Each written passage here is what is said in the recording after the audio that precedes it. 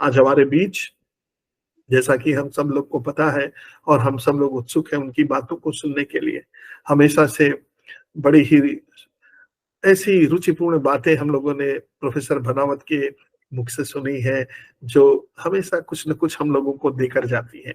और खासकर हम जैसे लोग जो न हिंदी वाले रह गए, न अंग्रेजी वाले रह गए, उनके लिए हिंदी का पूरा ज्ञान लेकर सर आते हैं और ये बताते हैं कि जो बातें आप कहते हैं उसमें कहाँ-कहाँ गलतियाँ हो जाती हैं। तो कई बार उन गलतियों को जानने के लिए, समझने के लिए भी भनावत सर को सुनना ज़रूरी है। तो मैं आज इस संगोष्ठी के मुख्य वक्ता प्रोफेसर भनावत, जो सभी इनसे प्यार करते हैं, उनको हम आमंत्रित करते हैं कि आएँ और अपने आशीर्वचन हमें प्रदान करें। बहुत बहुत धन्यवाद भाई गोविंद जी इस आत्मीय आमंत्रण के लिए। सबसे पहले तो मैं बधाई दूंगा आपको कि बचपन एक्सप्रेस के माध्यम से आपने ये जो अकादमिक उपक्रम शुरू किया है, निश्चय ही एक स्वागत योग्य प्रयास है। इसके माध्यम से आपने सक्रिय विद्यार्थियों की एक सशक्त टीम तैयार की है और राष्ट्रीय स्तर पे, बल्कि ये जो आभासी मंच है इसकी तो कोई भौगोलिक सीमाएं है ही नहीं। एक तरह से एक वैश्विक मंच पर उनकी जो सृजन क्षमताएं हैं उनको भी इसके माध्यम से आपने उजागर किया है। और शुरू में जिस नामकरण की आप बात कर रहे थे, तो मुझे लगता है कि बचपन से अच्छा नाम हो क्या सकता है, क्योंकि मैं तो ये मानता हूं कि ये जो हम शाब्दिक अभिव्यक्तियां करते हैं ये कहीं ना कहीं हमारे मन के संस्कारों से जुड़ती है। और ये बचपन या ये जो बचपना, व्यक्ति कितना ही बड़ा हो जाए, ये तो संख्या है मात्र, उम्र तो वो जो हमारा एक बचपना है, बचपना अर्थात चंचलता, तो ये जो चंचलता, बाल सुलभ चंचलता यदि हमारे जीवन में है तो हम शायद सब कुछ कर सकने का सामर्थ्य रखते हैं। तो इस बेहद सुंदर नामकरण और इस सशक्त अभियान के लिए हम सबकी ओर से आपको बधाई। और जो आपने एक नया प्रयोग किया है कि हर महीने फिल्म से जुड़ी हुई इस तरह की वेबिनार्स का आप आयोजन करते रहेंगे और इन्हें पुस्तकाकार भी प्रकाशित करेंगे, तो निश्चय ही हिंदी में एक फिल्म साहित्य के बड़े अभाव की पूर्ति की दिशा में ये एक महत्वपूर्ण कदम होगा। हमारी शुभकामनाएं। इस मंच का पे उपस्थित होकर के मैं एक विशेष प्रकार के रोमांच की अनुभूति कर रहा हूं। जैसा आपने भी कहा कि ये आजादी हमको आसानी से नहीं मिली। इस आजादी के लिए लाखों बलिदान जहां क्रांतिकारियों ने दिए, वहीं इस देश के पत्रकारों का, लेखकों का, विचारकों का भी कम योगदान नहीं रहा। और जिन मुद्दों पर आज आप बात कर रहे हैं, जब फिल्म जैसे माध्यम का अता पता नहीं था, आपने बताया 1896 में पहली फिल्म दिखाई गई थी, लेकिन उसके बहुत पहले भारतेंदु हरिश्चंद्र ने 1874 में बाला बोधिनी का प्रकाशन कर दिया था, आप ही के शहर बनारस से, जहां वो नारी जागरण की बात करते हैं, नारी शिक्षा की बात करते हैं। तो कितना बड़ा योगदान इस पत्रकारिता का हमारे देश दुनिया को रहा है। उसी श्रृंखला में न जाने अब तक कितने मंचों पर हमने बाबूराव जी विष्णु पराडकर का नाम लिया होगा, हिंदी या यूं कहूं कि आधुनिक हिंदी पत्रकारिता के पितामह के रूप में। हालांकि आलोक जी की नेटवर्क की समस्या के कारण वो डिस्कनेक्ट हो गए, वो अलग बात है। लेकिन मुझे जब भी इस तरह के, कुछ समय पहले, कुछ वर्षों पहले मेरी मुलाकात हुई थी उपेंद्र वाजपेयी जी से, जो पुत्र थे अंबिका प्रसाद वाजपेयी के। घंटों उनसे बात हुई अंबिका प्रसाद जी को लेकर के। हमारे यहाँ एक नाथद्वारा करके जगह है, आप सब जानते हैं। वहाँ एक साहित्यिक सेमिनार थी पत्रकारिता पर।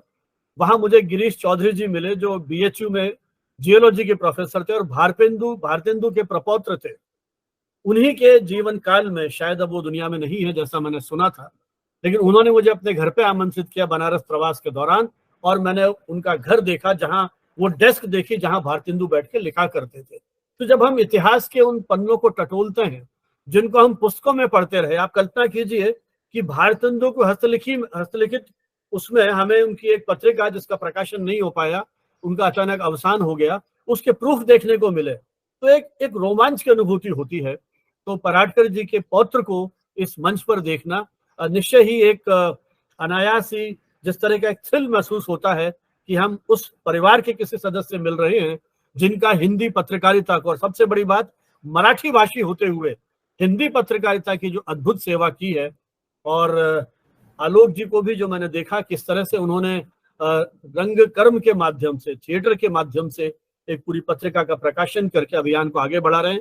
जिस तरह से भाई अरुण जी ने थिएटर स्कूल जिस तरह से शुरू किया, और क्योंकि अपने विद्यार्थी जीवन में थोड़ा बहुत रुचि मेरी भी थिएटर में रही, रंगछवि नाम की एक पत्रिका का प्रकाशन भी हमने अपने विद्यार्थी जीवन में किया था। रंगछवि नाम से एक संस्था भी बनाई थी, तो थोड़ा बहुत रुचि रही, तो इसलिए मुझे एक ज्यादा आत्मीय मंच लगा। और बाकी तो आत्मीय इसलिए भी है कि बहुत सारे विद्यार्थी, बहुत सारे मीडिया शिक्षक जिनके साथ देश के अनेक मंचों पर मुलाकात होती रही, आज इस मंच पर हैं। तो मैं आभारी हूं भाई गोविंद जी का कि मुझे उन्होंने एक इस प्रकार के समृद्ध अकादमिक मंच पर अपनी बात कहने का एक अवसर प्रदान किया। अब बात आती है सिनेमा की। हमारे भाई कौशल जी ने, अरुण जी ने और आलोक जी ने इस विषय के अनेक पक्षों को हमारे सामने उद्घाटित किया है और चर्चा के लिए एक बेहतरीन आधार भूमिका तैयार की है। लेकिन जैसा कौशल जी ने कहा कि बहुत छोटे छोटे विषयों पर बड़ी फिल्में नहीं बन सकती, मुझे लगता है कि स्थिति ऐसी नहीं है। फिल्में बन सकती हैं, ये फिल्मकार की क्षमता, उसकी प्रतिभा पर निर्भर करता है। क्या आप कल्पना कर सकते हैं कि भारत सरकार की एक किसी योजना के ऊपर फिल्म बन जाए? टॉयलेट एक प्रेम कथा, बैट्समैन, क्या क्या विषय है बताइए आप। वो समाज के उन वर्जित विषयों को लेकर के एक फिल्मकार फिल्म बना सकता है और समाज में एक बहस को जन्म दे सकता है। देखिए, ये सही है, आप सबने कहा कि सिनेमा मनोरंजन का माध्यम है और एक बहुत बड़े वर्ग की आशा आकांक्षाओं का प्रतीक बनता है। ये भी सही है कि दिन भर के उस भाग दौड़ और मानसिक यात्राओं के बीच में कहीं वो एक विशुद्ध मनोरंजन चाहता है, वो भी ठीक है। लेकिन सिनेमा के साथ इस देश का बहुसंख्यक समाज, बहुत बड़ा दर्शक जुड़ता है। यदि उस माध्यम को हम दर्शकों की अभिरुचि के अनुसार, ये पूरी मीडिया पर बात कहता हूं, यदि हम उस पूरी अभिरुचि के अनुसार ढालने की बात करेंगे, तो फिर हम क्यों फिल्मकारों को, मीडिया कर्मियों को सम्मान देते हैं? यदि उन्हें यही काम करना है तो वो भी एक व्यवसाय का हिस्सा हो गए। नहीं, हमें उनसे कुछ कहीं और अधिक अपेक्षाएं हैं, इसलिए हम उनको सम्मान के साथ देखते हैं। मनोरंजन के साथ साथ यदि उसमें कहीं एक विचार का भाव होता है, यदि उन पत्र पत्रिकाओं के माध्यम से उस दौर के, आजादी के पहले के दौर के हमारे विचारक भी यदि इसी प्रकार की तिलस्मी और पौराणिक कहानियों में उलझे रहते, तो शायद इस देश में उस विचार का जन्म नहीं होता। जिस तरह से इन पत्रकारों ने अपनी जान की बाजी लगा करके गिरफ्तार हो गए, संपादन करने का पारितोषिक मिलता था अखबार को 10 वर्ष की जेल, 1 गिलास ठंडा पानी, 2 सूखी रोटियां, ये तपस्या उन्होंने की थी। तो आज ये जो फिल्मकार है और ये जो फिल्मी दुनिया की अपन बात कर रहे हैं, मित्रों, मेरा तो ये मानना है कि फिल्मों की शुरुआत में ही इन विषयों से उस समय का फिल्मकार जूझता रहा है। मैं कुछ उदाहरण देकर के मेरी बात करूंगा। देखिए, उस समय साधन सीमित थे, तकनीक बहुत ही प्रारंभिक अवस्था में थी, और जब भी कोई नई तकनीक आती है, जैसा गोविंद जी ने कहा कि माध्यम कभी मरता नहीं है, माध्यम को सामने चुनौतियां बहुत आती है। आपको मैं थोड़ा और पीछे ले जाता हूं इतिहास में। जब भी इस तरह के मुद्दे आते हैं तो मैं एक ही बात कहता हूं कि जब प्रिंटिंग का आविष्कार हुआ था तब भी हलचल मच गई थी। समाज में कैसे एक वर्ग विशेष के अलावा हमारे इन ग्रंथों को दूसरा व्यक्ति पढ़ेगा, ये तो हमारी बकौती थी ज्ञान। तो अब तक उस समय भी एक वैचारिक तूफान आया था और पक्ष विपक्ष में संवाद शुरू हो गए थे। बाद में फिल्में आई, रेडियो भी लगभग इसके साथ ही आता है। 1900 के आसपास मार्कोनी ने इस टेलीग्राफिक लैंग्वेज का आविष्कार कर दिया था, जो बाद में 1909 में तो उनको नोबेल प्राइज मिल जाता है। और उसी तकनीक पर बाद में रेडियो प्रसारण और टीवी प्रसारण आज कहां तक पहुंच गए हैं। रेडियो जब आया था तो प्रारंभिक दौर में तो महिलाएं रेडियो से जुड़ती नहीं थी। आकाशवाणी की पहली न्यूज रीडर सईदा बानो 1947 13 अगस्त को उसने ज्वाइन किया था। तो महिलाओं की आवाज, तो बीबीसी तक ने किसी महिला को उस समय तक न्यूज रीडर के रूप में नियुक्ति नहीं दी थी, और पहली बार आकाशवाणी ने दी थी। तो उस समय भी आकाशवाणी के साथ संभ्रांत परिवारों की महिलाएं नहीं आती थी, जैसा फिल्मों के साथ हुआ। जो नारी पात्र थे उनको पुरुष पात्र निभाते थे। बल्कि दादा साहब फाल्के की जो फिल्म थी पहली, उसमें तो उनके पुत्र ने एक रोल प्ले किया था, और वो जो रानी तारामती का रोल था, भारतेंदु की जो पत्नी थी, उनका रोल एक बावर्ची ने किया था उस समय, तो पुरुष पात्र निभाते थे। तो आप देखिए आज फिल्मों में, आकाशवाणी में यदि कोई महिला जुड़ती है तो बड़ी गर्व के साथ हम लोग लिखते रहे, वो लिखती रही कि regular broadcaster from Akashvani and Doordarshan. तो ये उस तकनीक की, उस समय की चुनौतियां थी। फिर जब टेलीविजन आया तब हम पढ़ते थे स्कूल कॉलेज में, तब डिबेट के विषय होते थे कि टेलीविजन हमारी संस्कृति को भ्रष्ट कर देगा, टेलीविजन सामाजिक अवसाद का कारण बनेगा, टेलीविजन ने हमारे सामाजिक जीवन को समाप्त कर दिया है। फिर एफएम आया, तब हम टीचिंग में आ गए थे, तब डिबेट में जज बन के जाते थे। विषय होते थे कि एफएम ने हमारी भाषा को खराब कर दिया है। ना तो संस्कृति, युवाओं की संस्कृति भ्रष्ट हुई, ना युवा बेमानी हुए, अप्रासंगिक हुए, ये सारे माध्यम साथ चलते रहे। अब ओटीटी की बात आ गई। मुझे अपने विद्यार्थी जीवन में याद है कि जब फिल्म देखने जाते थे तो हमें लगता था कि ये महोत्सव है घर में आज, बाकायदा तैयार होकर के, और पिक्चर हॉल के सामने, जैसा गोविंद ने कहा, 2-2 किलोमीटर की लाइन लगती थी, है ना। 25 वीक से फिल्म चल रही है, 50 वीक हो गए, 100 वीक हो गए। 100 वीक होने पर फिल्मों के कलाकार उस पिक्चर हॉल में आके दर्शन दिया करते थे, है ना। वो भी दौर था, और तैयार होकर के बिल्कुल एक उत्सव के रूप में सब लोग जा रहे हैं वहां पर, और उस समूह के आनंद की अनुभूति को, वहां वो कमेंट भी हो रहे हैं, हुटिंग भी हो रही है, वो सारी चीजों का हम एंजॉय करते थे। अब ये सारे आपके मोबाइल पर आ गए हैं, ओटीटी और ये सारे। लेकिन अब ये तकनीक नया दौर दे रही है। आपने ओटीटी की बात की, अब आप बताइए, जब आप फिल्में देख के आते थे उस दौर में, आप कमेंट करते थे, यार वो डायरेक्टर इस फिल्म को यदि ऐसे कर देता तो फिल्म बढ़िया हो जाती, डायरेक्टर ये कंटेंट डाल देता तो फिल्म बढ़िया हो जाती। आज नेटफ्लिक्स ने आपको ये सुविधा दे दी है कि आप किस तरह से एंड चाहते हैं। अभी एक कोई फिल्म दिखाई गई थी 4-5 साल पहले, उसके 5 तरह के एंड थे उसमें, और करीब 2 लाख तरह की स्टोरी सीक्वेंस थे। अब वो थोड़ी थोड़ी देर में आपसे पूछेगा, मतलब उस फिल्म की आप टाइमलाइन तय नहीं कर सकते, क्योंकि टाइमलाइन है ही नहीं। आप चाहोगे 15 मिनट में खत्म हो जाए फिल्म, 15 मिनट में खत्म हो जाएगी। 1 घंटे चलाओगे तो आप स्टोरी को आगे से आगे बढ़ाते रहो, आपकी इच्छा के अनुसार स्टोरी घूमेगी। कितनी बड़ी ताकत दर्शक के हाथ में आ गई है। तो ये जो तकनीक है, ये आपके सामने कई सुविधाएं लेकर के आती है, और सुविधाओं के साथ दुविधाएं भी होती है। अब उस पर डिबेट करते रहते हैं। अब कोई ऐसी ताकत नहीं है जो इन चीजों को पीछे ले जाए। आपको आने वाली दुनिया में इसी तकनीक के सहारे अपने उस पूरे माहौल को तैयार करना होगा, उसके सकारात्मक नकारात्मक प्रभावों को लेकर के, और वो समाज वैज्ञानिक तय करेंगे कि वो समाज कैसा होगा। लेकिन अपन बात करते हैं क्योंकि आज को और भविष्य को समझने के लिए कहीं अतीत को भी समझना जरूरी है।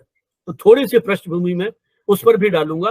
पहला तो मैं ये कहूंगा कि सिनेमा केवल मनोरंजन का साधन नहीं है, सिनेमा जन संवाद का एक सशक्त मंच है। मैथिली शरण गुप्त राष्ट्र कवि, उन्होंने कहा था, केवल मनोरंजन कवि का कर्म नहीं होना चाहिए, उसमें उचित उपदेश का मर्म भी होना चाहिए। प्रेमचंद, आजादी से पहले, प्रेमचंद का नाम हम सब लोग जानते हैं। बनारस के पास में लभी गांव, जहां उनका घर है। अब बनारस जब मैं आया था तो मैं उनके घर भी गया, उनका वो जो घर था वो भी देखा। अभी गोरखपुर गया, वो जगह भी देखने गया जहां उन्होंने स्कूल अध्यापक के रूप में नौकरी की थी, और जो वहां के उसके देखरेख करते थे, उन्होंने मुझे बताया कि वहीं पास में वो ईदगाह, जो उन्होंने कहानी लिखी थी, ईदगाह करके वो मेला वहीं लगता था, और वहीं बैठ करके प्रेमचंद ने वो कहानी लिखी थी। एक अद्भुत रोमांच की अनुभूति होती है। और लभी का वो एक तरह से खंडर हो चुके गाँव घर को भी देखने का मौका मिला। बड़ा दुख हुआ कि उपन्यास सम्राट का जो घर था उसकी आज क्या दुर्दशा है। और ये बातें हालांकि 10-15 साल पुरानी हो गई, अब क्या स्थिति मुझे नहीं पता। प्रेमचंद ने कहा था, साहित्य केवल विलासिता और मनोरंजन की वस्तु नहीं है, हमारी कसौटी पर वही साहित्य खरा उतरेगा। देखिए 1936 में शायद प्रेमचंद का निधन हो गया था, 31 जुलाई आ रही है, उनका शायद जन्मदिन या पुण्यतिथि है। आजादी से पहले वो व्यक्ति कहता है कि हमारी कसौटी पर वही साहित्य खरा उतरेगा जिसमें उच्च चिंतन हो, स्वाधीनता का भाव हो, सौंदर्य का सार हो, सृजन की आत्मा हो, जीवन की सच्चाइयों का प्रकाश हो, जो इसमें गति, संघर्ष और बेचैनी का भाव पैदा करे। तो साहित्य और सिनेमा का गहरा रिश्ता है, साहित्य और पत्रकारिता का गहरा रिश्ता है। आप एक दूसरे को अलग नहीं कर सकते। जहां साहित्यकार अपने आसपास के परिवेश से चरित्र गढ़ता है, वहीं फिल्मकार भी अपने आसपास की घटने वाली घटनाओं को आधार बना करके अपनी फिल्म बनाता है।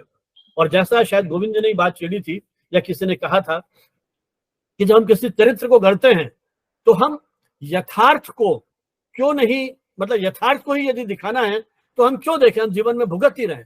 लेकिन मेरा ये मानना है कि वो व्यक्ति एक भुगतता है उस चीज को, लेकिन जब हम उसका सार्वजनिकरण करते हैं तो फिर वो एक टॉक ऑफ द टाउन बन जाता है। जब एक फिल्म जिसमें काफी गालियां थी और ये कहकर के उस डिफेंड किया गया कि ये फिल्म एक उस समाज को अभिव्यक्त करती है जहां इस तरह की गालियां देना रिवाज का हिस्सा है।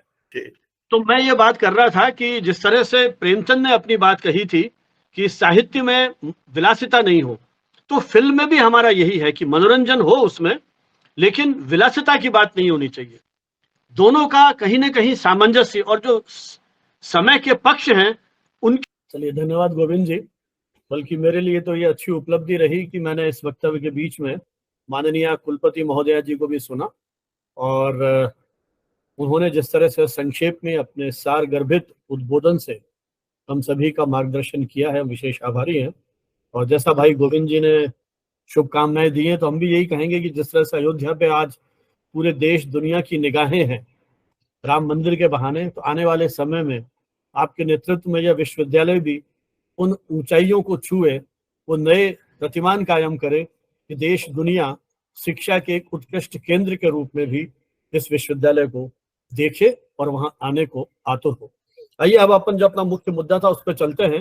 तो शायद मैं बात कर रहा था वो फिल्म देखने का हमारे लिए एक उत्सव होता था, और जैसा अभी मैडम वाइस चांसलर ने भी कहा कि ओटीटी हमारे एक तरह से घर में घुस गया है और अब ग्रुप में तो व्यूइंग खत्म ही हो गया है मेरे ख्याल, क्योंकि हम अपने मोबाइल पे और लैपटॉप पे आ गए हैं, तो हम अकेले अपने ही संसार में डूबे हुए उन चीजों को देखते हैं।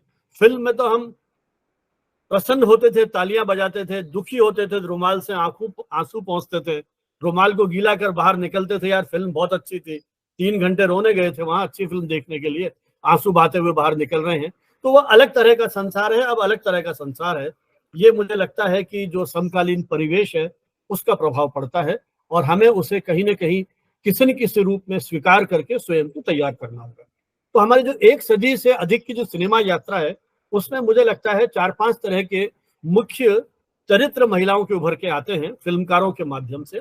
एक तो अबला नारी के रूप में, ये तो लंबे समय तक होता रहा कि नारी एक अबला के रूप में, और एक दौर था जब हम शायद स्कूल कॉलेज में पढ़ते थे उस समय ऐसे दृश्य बहुत फिल्मों में देखे कि जब खलनायक के गिरफ्त में वो नायिका आती थी और उत्पीड़न का मामला होता था तो वो बस गुहार लगाती थी, माफी मांगती थी, भगवान के लिए छोड़ दो, ये नहीं है, भगवान तुम्हारा बुरा करेगा, या इस तरह की चीजें। तो कहीं उसका असहाय पक्ष जो है वो चित्रित होता था। फिर एक दौर आता है संस्कारी लड़की के रूप में, विशेषकर राजश्री प्रोडक्शन की जो फिल्में थी, हम आपके हैं कौन या विवाह जैसी जो फिल्में हैं, उसने उस तरह के एक कहना चाहिए कि टेस्ट को एक तरह से प्रसारित किया जिसमें एक ऐसी बहू जो अच्छी बहू है, आदर्श बहू है, पत्नी है, बहन है, माँ है, तो वो एक आदर्श दुनिया को उन्होंने संसार को रचा और लोग उसी को वाह वाह करने लगे। फिर एक बुरी लड़की का दौर आता है, वो वेस्टर्न कपड़े पहने हुए है तो कहीं उस पर छींटाकशी हो रही है, उसको एक अलग तरह की निगाह से देखा जा रहा है ना, वो एक उस तरह की अलग तरह की वो जो फिल्में हैं उस तरह की बनाई जाने लगी। फिर असहाय महिला के रूप में भी कहीं है जिसमें ये हेलन और बिंदु और ये जो एक्ट्रेस थी इनका दौर आया। फिर एक जो महत्वपूर्ण दौर आता है वो अपने अपमान का बदला लेने की भावना पर एक तरह से केंद्रित होती है। उनके पति की हत्या हो गई, परिवार के किसी सदस्य के साथ कहीं कोई इस तरह का आपराधिक घटना घटती है तो वो जो अपराधी है उससे स्वयं बदला लेगी और हथियार उठाएगी। तो मुझे लगता है कि एक मजबूत महिला किरदार को सृजित करने की भावना फिल्मकारों में कहीं ना कहीं पनपने लगी। महिला स्वयं अपना निर्णय करे, किसी पे निर्भर नहीं रहे, अपनी सेक्सुअलिटी को लेकर के वो सतर्क और सजग रहे, कानूनी अधिकारों से वो परिचित है और आसानी से सरेंडर करने वाली नहीं है। बल्कि एक जो फिल्म अभी आई थी शायद स्त्री या क्या नाम था उसका, जिसमें एक रहस्यमयी और एक अलौकिक शक्ति से संपन्न महिला जो पुरुषों के कपड़े उतार के अपहरण कर लेती है, और पुरुष भयभीत थे, मतलब एक विशेष मेले के समय की बात है, और घर के आगे लिख देते थे स्त्री कल आना। अब उसमें चूंकि वो पुरुष जो है वो सामान्य महिला से तो डरता ही नहीं है, लेकिन हाँ उस तथाकथित, ये शब्द मुझे माफ करेंगे उपयोग करने के लिए, जो वो चुड़ैल का जो एक चरित्र उसमें आता है उससे वो भयभीत है, और उसके माध्यम से स्त्री की अस्मिता और उसकी प्रखरता को कहीं उस फिल्म के अंदर दिखाया। तो हम वहां से लेकर के यहां तक पहुंचते हैं। और एक फिल्म थी, उसमें एक बड़ा अच्छा डायलॉग था कि भगवान सब जगह नहीं पहुंच सकता, इसलिए उसने मां को बनाया। देखिए, मुझे लगता है कि संवादों का बड़ा महत्व है। ये इस तरह के संवाद शायद कहीं महिला के उस स्वतंत्र व्यक्तित्व के अस्तित्व को स्वीकार करने की आधारशिला है, वो रखते हैं। तो इसलिए किस तरह के हम संवाद लिखते हैं, बल्कि मुझे तो कभी लगता है कि जो ये फिल्मी गीतों का पूरा एक दौर है, इस पर भी कहीं शोध होनी चाहिए कि किस तरह के गीत लिखे गए। तेरे चरणों की मैं दासी, जीवन की डोर तुम संग बंधी, ये फिल्मों के गीत हुआ करते थे, जहां शायद महिलाओं ने पूरी तरह से अपने पति को एक तरह से परमेश्वर मान लिया। इसीलिए फिल्मों के नाम भी पति, परमेश्वर और इस तरह के होते थे। मैं चुप रहूंगी, इस तरह की फिल्मों के नाम होते थे, है ना। और वही जैसा मैंने शुरू में कहा कि आंसुओं से भीगे हुए रुमाल को देख करके हम फिल्मों की सफलता और विफलता के मानदंड तय कर लिए थे। लेकिन फिर दौर आता है जब स्त्रियों के लिए वर्जित और पुरुषों के लिए आरक्षित क्षेत्रों में फिल्मकार पहुंचने लगता है और महिलाओं ने अपनी उपस्थिति दिखानी शुरू किया। और स्त्री विमर्श, जो बात आलोक जी भी कर रहे थे, स्त्री विमर्श की जो परंपरा है इन फिल्मों के बहाने, क्योंकि साहित्य में ये विमर्श बहुत होते हैं, दलित विमर्श की बात की जाती है, स्त्री विमर्श की बात की जाती है, बहुत सारे विमर्श हैं। तो ये सिनेमा में स्त्री विमर्शों की बात जो है कहीं उठने लगी और उन महिलाओं के अधिकारों और महत्वाकांक्षाओं पर कहीं चर्चा होने लगी। और पुरुषवादी वर्चस्व जो है, मतलब इसमें कहीं ये भाव नहीं है कि हम स्त्री बनाम पुरुष ये संघर्ष शुरू कर दें। स्त्री और पुरुष एक दूसरे के प्रतिद्वंदी नहीं है। यदि स्त्री के बिना संसार अधूरा है, तो पुरुष के बिना भी स्त्री की जो दुनिया है वो समृद्ध नहीं हो सकती। हमें इस चीज को समझना पड़ेगा। तो वो पारस्परिक सहिष्णुता, एक दूसरे की भावनाओं का सम्मान, आशा महत्वाकांक्षाओं का सम्मान, वही शायद एक समतावादी समाज रचना के निर्माण के लिए आवश्यक हो सकता है। और उसमें फिल्मों की निश्चित रूप से बहुत बड़ी भूमिका है। हमारे यहाँ तो पूरा एक समाजवादी सुधार आंदोलन चलते हैं। कितने समाज प्रवर्तकों के नाम लूं मैं आपसे, जिन्होंने इस तरह के सुधार आंदोलनों को चलाया और उसमें महिला अधिकारों की बात की है। और हमारी पूरी संस्कृति, भारतीय परिवेश पूरा का पूरा जो है, वो तो महिला को समान अधिकार की बात करता रहा है। ये तो बीच में कुछ मुगल पाल और ब्रिटिश शासन का जो दौर आया, उसमें कई तरह की विकृतियां हमारी सोसाइटी में आ गई। बाकी तो हमारे यहाँ जो प्राचीन यज्ञ थे, उसमें स्त्री पुरुषों के साथ बैठ करके यज्ञ करने की बात की गई है। तो उस दौर में फिल्मों के माध्यम से ये जो चुनौतियां आई, नहीं समझ में आता है कि क्यों हम उस दौर के अंदर पहुंच गए। जैसा मैंने कहा कि भारतेंदु ने बाला बोधनी की शुरुआत की, थिएटर, रंगमंच जैसे जो प्रारंभिक दौर थे, भरत मुनि का नाट्य शास्त्र, हर चीज को उसमें उन्होंने बताया। लेकिन फिर जो शुरू के पात्र थे, वो महिला पात्रों को पुरुषों ने ही कहीं वंचित करने की कोशिश की। लेकिन जो मैंने आपसे कहा था, दादा साहब फाल्के, जो एक तरह से भारतीय संस्कृति के अध्येता थे, और जो हमारी प्रारंभिक फिल्में हैं वही इन पौराणिक कहानियों पर केंद्रित है। मोहिनी भस्मासुर नाम की एक फिल्म बनती है उसी दौर में, जिसमें कमला गोखले और उनकी मां दुर्गा गोखले एक चरित्र का निर्वाह करते हैं अपने अपने उसमें। हालांकि ये जो दोनों पात्र थे, ये आर्थिक विवशता के कारण आते हैं। लेकिन मुझे लगता है उस आर्थिक विवशता के कारण हो सकता है वो किसी दूसरे काम में चले जाते या किसी गलत रास्ते पर चल जाते, नहीं, लेकिन उन्होंने सोचा फिल्मों के माध्यम से हम काम करते हैं और हमें उससे कुछ पैसा मिलेगा। तो ये उनका अपना एक तरह से निर्णय था। फिर ये जो महिलाओं का प्रवेश फिल्मों में हुआ, मुझे लगता है यहीं से शायद एक नई क्रांति और एक नए समाज को देखने की जो फिल्मकार की इच्छा है, आकांक्षा है, उसकी शुरुआत होती है। बेगम फातिमा सुल्तान पहली महिला फिल्म निर्देशक। तो आप केवल अभिनेता और अभिनेत्रियों की बात क्यों करते हैं? कितनी महिलाएं हैं जिन्होंने फिल्मों का निर्देशन किया है और बहुत सशक्त फिल्मों का निर्माण उन्होंने किया है। महिला से जुड़े हुए प्रश्नों को कितनी खूबी के साथ वो देखती हैं और समाज में एक विचार देने की वो कोशिश करती है। तो फिल्मकारों ने उनसे जुड़ी हुई फिल्मों पर इस तरह की चर्चाएं और संवाद का सिलसिला उसी काल में शुरू कर दिया था। बाबूराव पेंडार ने 25 से अधिक फिल्में बनाई और उन्हीं की शायद पहली फिल्म थी जो एक यथार्थवादी फिल्म के रूप में याद की जाती है। वी शांताराम, जिनकी जैसे निर्देशक जिन्होंने कृषकों और सामंती व्यवस्था को लेकर के बेहतरीन फिल्में बनाई। 1934 में चंडीदास, वो नायिका उमर जो है उसमें उमा शशि जो फिल्म है उसमें चंडीदास फिल्म है, उसकी जो नायिका है उमा शशि, उसने बेहतरीन रोल उसमें किया। 1934 में अमृत मंथन, बेहतरीन छायांकन उसमें आपको मिलता है। और वी शांताराम वो कलाकार थे, वो निर्देशक थे जिन्होंने फिल्मों के उस सामाजिक महत्व को कहीं न कहीं रेखांकित किया और उस पर केंद्रित अपनी फिल्में बनाई। देवदास बनती है 1935 में, उसके बाद तो उसके कई संस्करण आ गए। किस तरह से पितृसत्तात्मक समाज में उसके खिलाफ प्रेम का एक स्वरूप देने की कोशिश इस देवदास के माध्यम से की गई थी। 1935 की आप याद कीजिए हंटर वाली फिल्म नाडिया, किस तरह से उस अत्याचारी वजीर के खिलाफ, अब तक तो हंटर महिला पर पड़ते थे, लेकिन उसने पुरुष की पीठ पर हंटर मारे हैं और उस अत्याचारी शासन का विरोध किया है। नाडिया दो रूप में आती है, एक शहजादी है और एक तरफ उस अत्याचारी शासन का विरोध कर रही है। तो आप सोचिए 1935 आजादी से पहले, उस समय भी फिल्मों ने उस महिला के स्वतंत्र अस्तित्व और अधिकारों के संघर्ष को कहीं ना कहीं उस पर्दे पर उतारने की कोशिश की है। ये सही है कि उसकी अपनी सीमाएं हैं, लेकिन सीमाएं तो अखबारों की भी थी उस समय। हमारे यहाँ साक्षरता कितना कम थी, मुश्किल से 5-10% लोग साक्षर थे। अखबार की प्रसार संख्या आज की तरह से लाखों करोड़ों में नहीं थी, लेकिन वो 150 कॉपियां छपती थी अखबारों की। लेकिन उन अखबारों ने इस देश की जनता की एक तरह से वैचारिक चेतना को जागृत कर दिया, भावनात्मक एकता को उन्होंने एक तरह से आगे बढ़ाया इन पत्र पत्रिकाओं के माध्यम से। तो फिल्मों का भी बहुत बड़ा रोल रहा है मेरी ख्याल। अछूत कन्या आती है 1936 में। एक तरफ मैं आपको उदाहरण दूंगा, चांद का फांसी अंक, जो चांद का फांसी अंक तो अलग था, वो शहीद भगत सिंह पे निकाला था। अछूत अंक, उस अछूत अनटचेबिलिटी के ऊपर पूरा का पूरा एक दार्शनिक दृष्टि से व्याख्या वो चांद का विशेष अंक जो निकाला था उस पर किया गया। जब अखबार का संपादक अपनी कथित अछूत कही जाने वाला जो उसका कंपोजिटर था उसके साथ बैठ के भोजन करता है और मुख्य पृष्ठ पर वो फोटो छपता है। फिल्में भी पीछे नहीं रही।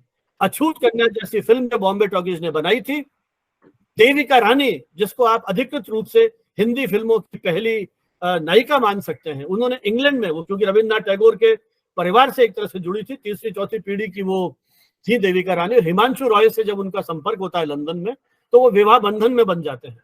तो उन्होंने अछूत कन्या में एक अपना बेहतरीन रोल किया और वो इसी समस्या पर केंद्रित फिल्म थी। दुनिया न माने, बेमेल विवाह की समस्या को आजादी से पहले फिल्मकार ने समझा है। तो मैं ये मानने को तैयार नहीं हूं कि हमारा जो प्रारंभिक दौर था फिल्मों का, वो केवल ग्लैमर पर केंद्रित था। नारी स्वातंत्र्य की बात उस समय भी कहीं ना कहीं की गई है इन फिल्मों के माध्यम से, और इसमें वी शांताराम जैसे निर्देशकों का भी बहुत बड़ा योगदान रहा है। 1939 में वी शांताराम ने आदमी फिल्म बनाई, जिसने प्रेम के व्यापक पक्षों पर कई दृष्टियों से सोचने का प्रयास किया। 1941 में पड़ोसी बनती है, सांप्रदायिक सद्भाव पर, और उसी के साथ महिलाओं के मुद्दे जुड़ते चले जाते हैं।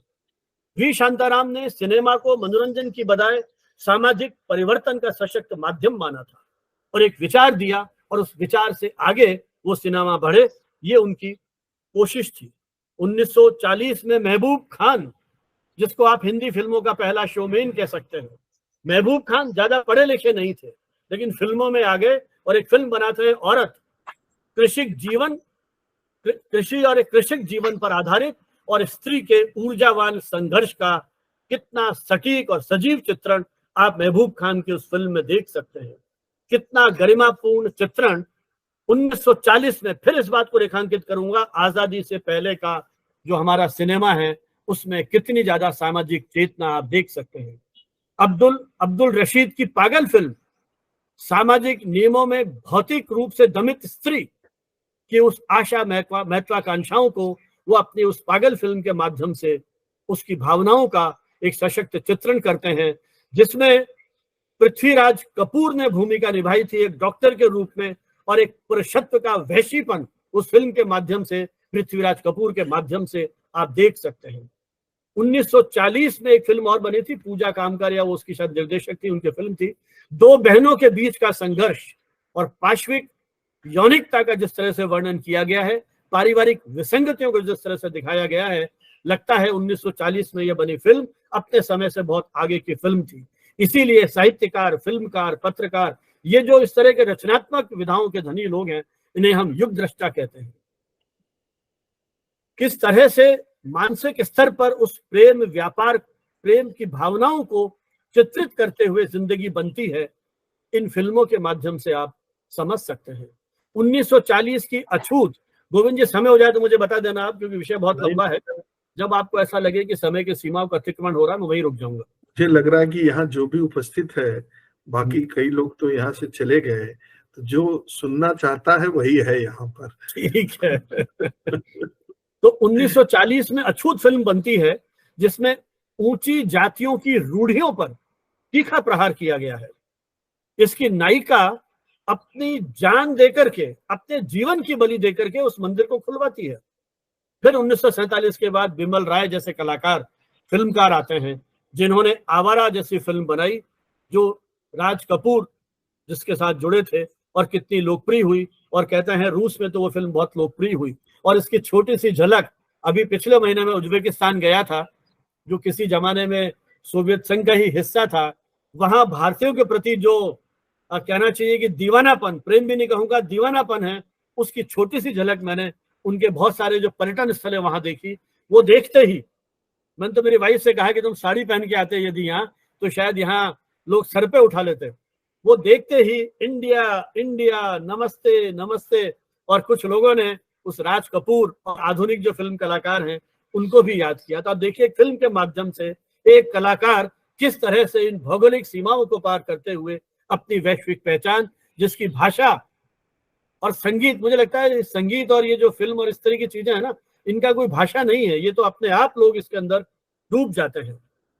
तो सामंती संस्कारों के खिलाफ जिस तरह से इस फिल्म में विद्रोह दिखाया गया, फिर 2 बीघा जमीन किस तरह से उस ग्रामीण परिवेश पर केंद्रित थी, महिला जीवन की त्रासदी, बाल श्रम, पर्यावरण आदि, इन सब मुद्दों पर उस समय की फिल्में जूझती हैं। और मदर इंडिया की विस्तार से बात मैं नहीं करूंगा, हमारे सभी मित्रों ने मदर इंडिया की बात की है।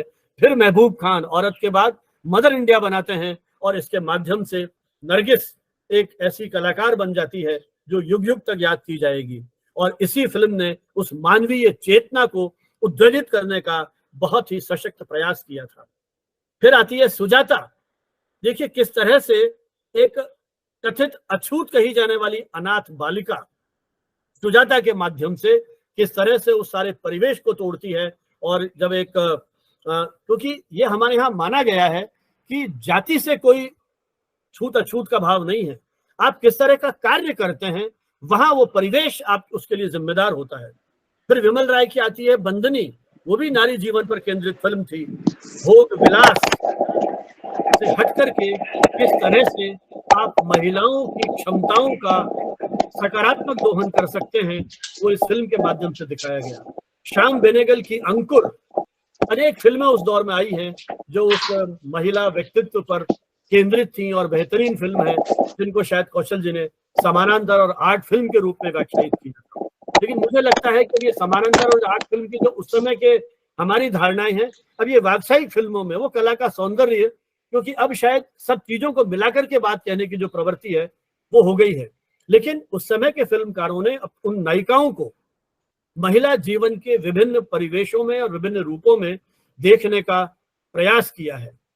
और कुछ फिल्मकारों ने उनकी व्यावसायिक छवि का दोहन किया है, और कुछ कलाकारों ने उसका जो एक कलात्मक पक्ष है, जिसको आप समानांतर सिनेमा कहते हैं, उस रूप में। क्वीन की बात शायद अभी की थी, आलोक जी कर रहे थे या अरुण जी कर रहे थे क्वीन फिल्म की बात। किस तरह से 2 दिन पहले उसकी शादी टूट जाती है, वो अपने आप हनीमून के लिए जाती है, शायद कंगना रनौत इस फिल्म की नायिका थी, वो किस तरह से अकेली घूमती है वहां पर, और उसने महिला के उस स्वतंत्र व्यक्तित्व को कहीं उजागर किया। और लास्ट में फिर जब वो उसका पुराना जो मंगेतर था, जब विवाह का प्रस्ताव देता है, तो वो उस प्रस्ताव को ठुकरा देती है। ये उसकी निर्णय की क्षमता। और थप्पड़, इस फिल्म ने तो मुझे लगता है शायद आज के इस परिवेश पर सोचने के लिए विवश किया है। एक थप्पड़ ही तो मारा था, क्या कर दिया था, लेकिन उस पहले थप्पड़ का विरोध और उसके लिए लड़ी गई कानूनी लड़ाई, उसको यदि आप देखेंगे तो महसूस कर पाएंगे कि किस तरह से आज का फिल्मकार उन छोटे छोटे मुद्दों को, कौशल जी का ध्यान आकृष्ट करूंगा, देखिए किस तरह से एक छोटा सा मुद्दा, घरेलू हिंसा से हम कितना जूझ रहे हैं, और कोविड काल में तो कितनी खबरें छपी है ना, जब सब कुछ घर में कैद हो गए थे तो घरेलू हिंसा के कितने आंकड़े हमारे सामने आए थे। लेकिन उस महिला ने उस थप्पड़ को जब एक भरी हुई पार्टी के अंदर उसका इस तरह से अपमान किया, तो वो झुकी नहीं। तो शायद मुझे ये लगता है ये संदेश है हमारे इस पुरुष वर्चस्व को, कि हम महिला के उस स्वतंत्र व्यक्तित्व को भी स्वीकार करें और परिवार समाज में उसकी भी कोई अहमियत है, उसकी भी आशा आकांक्षाएं हैं, उसको स्वीकार करने की। तो ये फिल्में कहीं हमें सोचने समझने के लिए विवश करती हैं। पिंक किस तरह से इस निर्देशक ने उस महिला की आशा आकांक्षाओं को इसके माध्यम से प्रस्तुत किया। पिंक भी आज उसी तरह, जब आप महिला अपराध बोध की बात करते हैं, कहीं उन महिलाओं के स्वाभिमान को जगाने के लिए जिस तरह से प्रतीक गढ़े गए हैं ये फिल्में, उसके उन स्वतंत्र अधिकारों की कहीं परिचायक है। हंसी तो फंसी, हालांकि ये शब्द डेरोगेटरी लग सकता है, आपको हल्का लग सकता है, लेकिन फिल्म में कितना गहरा संदेश दिया गया है। एक अभी तक तो लड़कियां घर छोड़ती थी शादी करने के लिए और किसी कारण से, लेकिन अब घर छोड़ती है वो पढ़ने के लिए, शिक्षा के अधिकार के लिए। वो विदेश में जाके इंजीनियर बनना चाहती है और अपने पिता से संघर्ष करती है। मॉडलिंग को तो पिताजी जाते हैं चले जाओ, लेकिन पढ़ना है तो बेटा घर से बाहर नहीं निकलना है। तो वो पढ़ने के लिए आंदोलन करती है और अंततः पिता झुकते हैं और उसके साथ खड़े होते हैं। बताइए किस तरह से फिल्मकार आज के दौर में उन महिला व्यक्तित्व को देखता है। तो ये मुझे लगता है कि जो हम वो अबला का रूप जिसको कहते हैं ना, अबला जीवन हाय तुम्हारी यही कहानी, वो अबला अब सबला की तरफ बढ़ती जा रही है और उस पितृ सत्तात्मक समाज में कहीं उसके दूसरे रूप को भी उभारने का प्रयास किया जाता है। वो दौर धीरे धीरे खत्म हो गया जब नायक से बदला लेने के लिए उसकी बहन के साथ उत्पीड़न किया जाता था। 70 के दशक के बाद कुछ दूसरी तरह की प्रवृत्तियां आती हैं, जिनको आप आइटम सॉन्ग या पता नहीं किस किस नाम से या घटिया जो सीक्वेंस हैं उनके रूप में देखते हैं। लेकिन धीरे धीरे मुझे लगता है दर्शक की रुचियां भी परिष्कृत होती जा रही हैं। वो अब इस तरह की फिल्मों को, मतलब जो कई बार ये इस तरह का ताना मारा जाता है या स्वीपिंग स्टेटमेंट दिए जाते हैं कि दर्शक यही देखना चाहता है, यदि दर्शक यही देखना चाहता तो चक दे इंडिया जैसी फिल्में बॉक्स ऑफिस पर हिट नहीं होती, तारे जमी पर जैसी फिल्में हिट नहीं होती। जो एक छोटा सा मुद्दा, खेलों में महिलाओं को है क्या हॉकी खेलने लगी और है क्या उस फिल्म में, लेकिन जिस तरह से उसे पिक्चराइज किया गया है। इसी तरह से आपके ये जो आमिर खान ने जो एक दो फिल्में बनाई थी, हालांकि कई फिल्मों में विवादास्पद रहे, लेकिन कुछ फिल्में तो मुझे लगता है कि हमारे देश के दर्शक को कल्पनाशील और प्रयोगधर्मी तरीके से अच्छी फिल्में परोसी जाएंगी तो वो उसका स्वागत करेगा। सवाल ये है कि फिल्मकारों को बॉक्स ऑफिस की, क्योंकि ये भी एक बहुत बड़ी मानसिक यंत्रणा है कि जहां करोड़ों रुपए लगा रहा है और फिल्में एक सप्ताह में उतर जाती हैं। वो दौर गया जब 100 वीक फिल्में चलती थी, तो उसको एक सप्ताह या 10 दिन में पूरी की पूरी अपनी उस फिल्म की न सिर्फ खर्चे को निकालना है बल्कि मुनाफा भी कमाना है। तो वो मोह छोड़ करके वो ऐसी फिल्म बनाने की रिस्क किस तरह से लेगा। अभी हमने एक वेबिनार किया था गुरुदत्त के ऊपर, और वो बेचारे 40 वर्ष की अवस्था में सुसाइड करना पड़ गया। उनके जीवन काल में कागज के फूल या जो फिल्में थी नहीं चल पाई और बाद में तो वो सिनेमा की टेक्स्ट बुक बन गई। लेकिन ये फायदा यदि उनको अपने जीवन काल में मिलता तो शायद हम उनसे और अच्छी फिल्में देख पाते। तो मैं तो यही कहूंगा हमारे दर्शकों से, सिने प्रेमियों से, शोधार्थियों से कि वो इस तरह की फिल्मों को ध्यान से देखें, विद्यार्थियों को पढ़ाएं और एक ऐसा माहौल बनाएं जहां इनका कहीं स्वागत हो। फिर श्याम बेनेगल ने निशांत, अंकुर की बात मैंने की, इस तरह की फिल्में बनाई जिनके केंद्र में महिला जो नायिका हैं वो उसके उत्पीड़न उनके केंद्र में है और पितृसत्तात्मक व्यवस्था को वो चुनौती देती प्रतीत होती है। आर्टिकल 15 है, मॉम है, ऐसी कुछ फिल्में हैं जो महिला मुद्दों को बड़ी संवेदनशीलता के साथ चित्रित करती है। स्त्री स्वाभिमान का चित्रण, उसके हिम्मत और संघर्ष को, और कहीं न कहीं वो न्याय प्राप्ति के लिए संघर्ष कर रही है। सिनेमा आज के समय के दर्शक की नब्ज को पहचानने की भी कोशिश कर रहा है।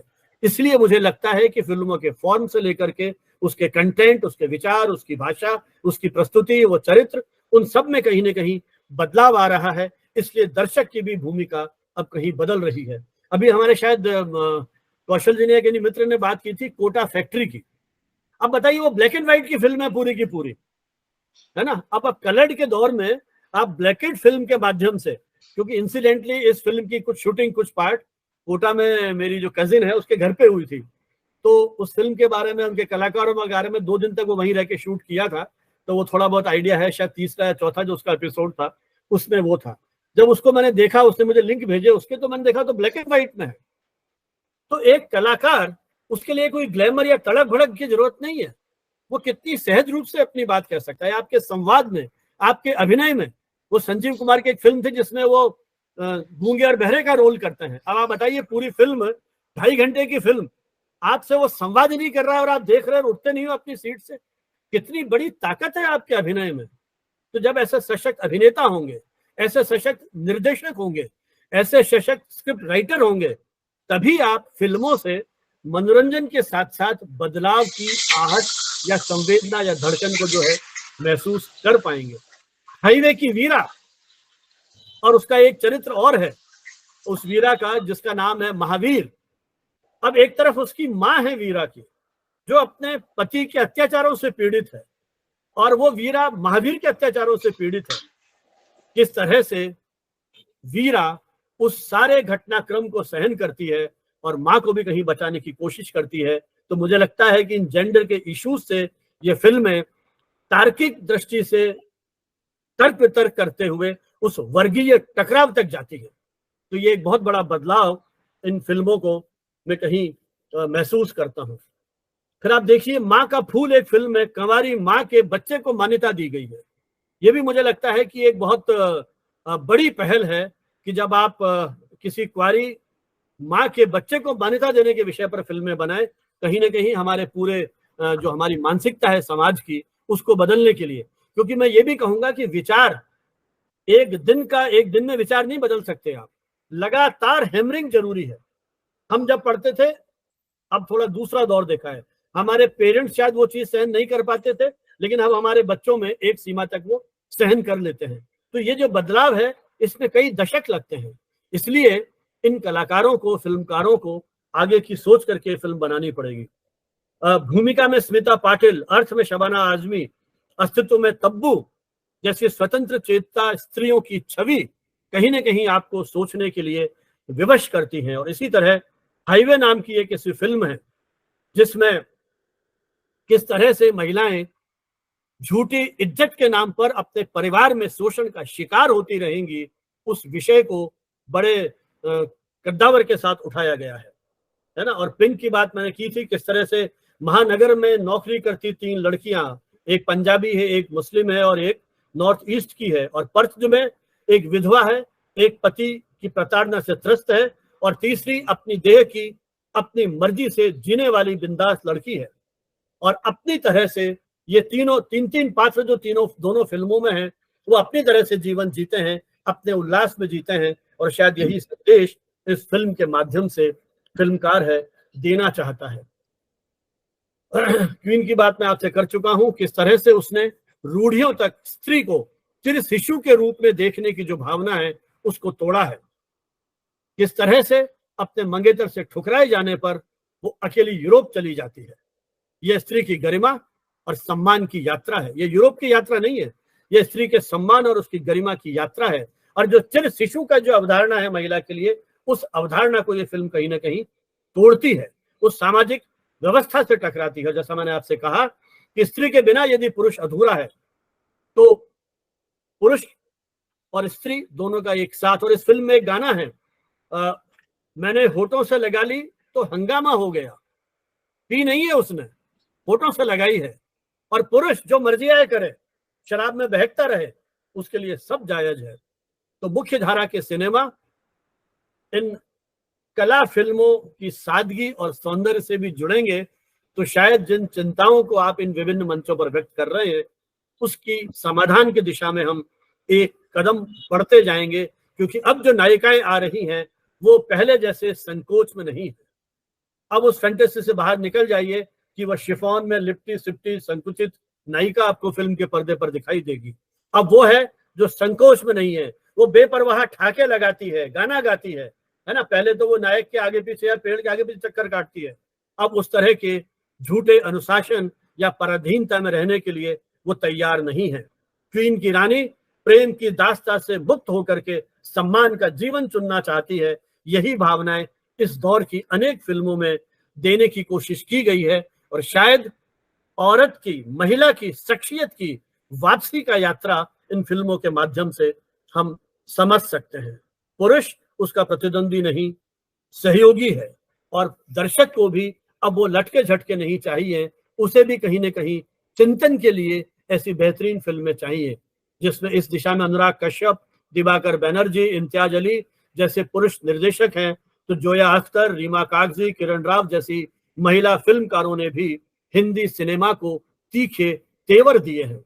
स्त्री पात्र अब अवसाद में नहीं जाते हैं, वे नए रास्ते खोजते हैं, उन्हें एक नया आसमान मिलता है उड़ने के लिए, सपने देखने के लिए।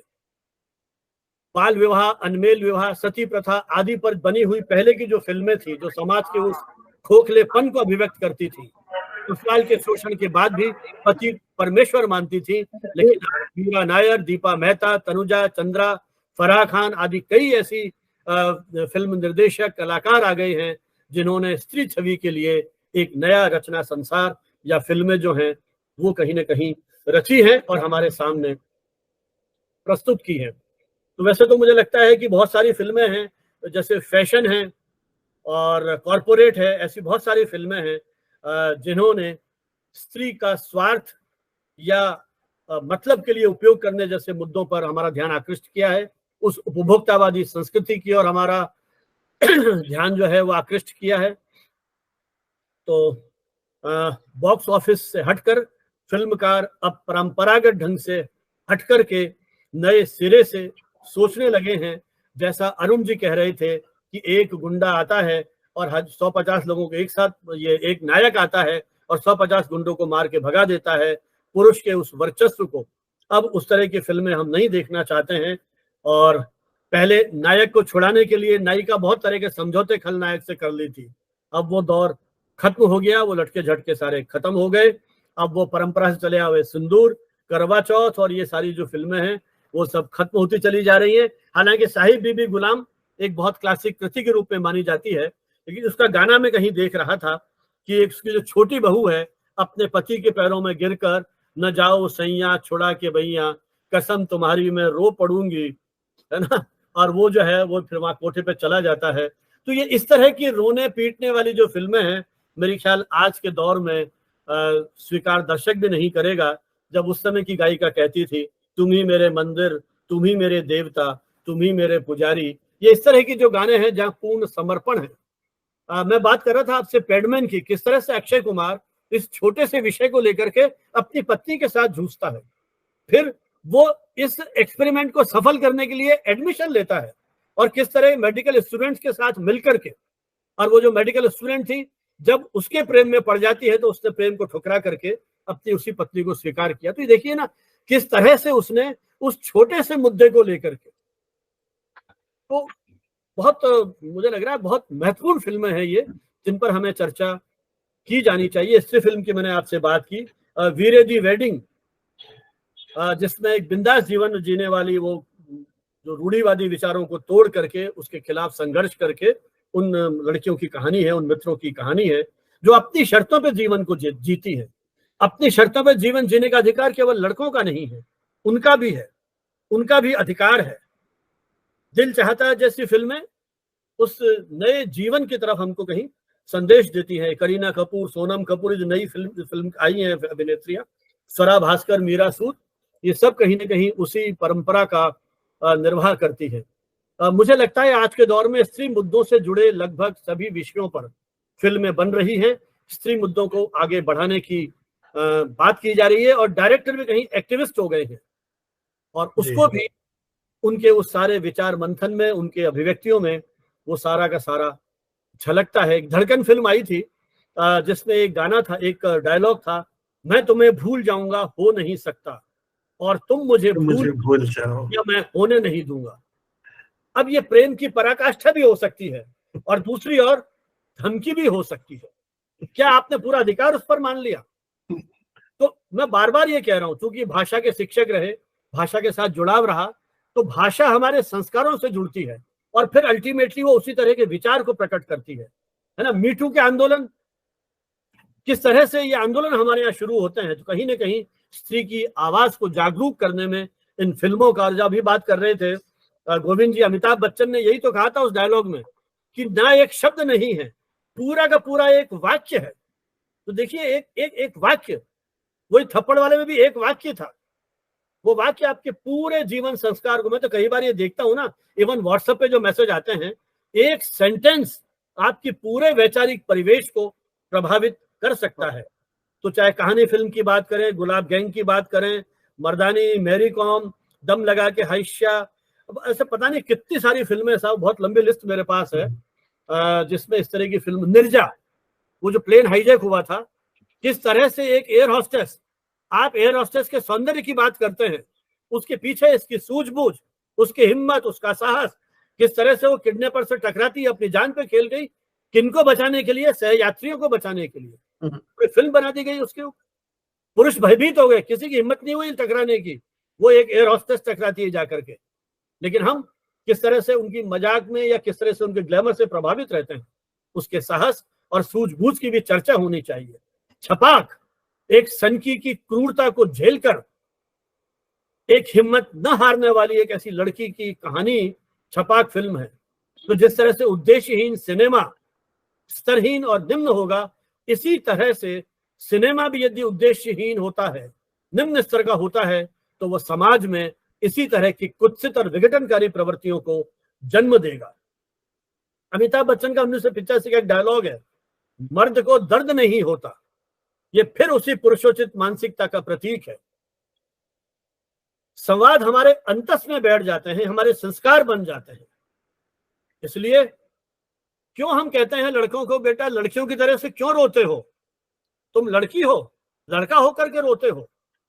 एक पुरुष में, शायद प्रेमचंद का या किसी कहानीकार का, ये उपन्यासकार का ये था कि यदि पुरुष में वो महिला के गुण जागृत हो जाते हैं तो वो देव बन सकता है, उसमें एक तरह से जो संवेदनशीलता है वो बढ़ जाती है।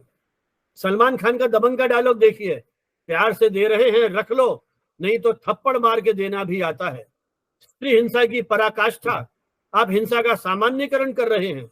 हिंसा, अराजकता, अभद्रता, द्विअर्थी संवाद, ऑब्जेक्टिफिकेशन, ये सारे मुझे लगता है उस कुंठित मनोविज्ञान की तरफ इशारा करते हैं जिसको आधार बनाकर हम फिल्मों में मनोरंजन को परोस रहे हैं। एनिमल और कबीर सिंह जैसी फिल्में टॉक्सिक मस्कुलिनिटी की तरफ संकेत करती है। महिला को कमजोर और पुरुष को ताकतवर माना जाता है।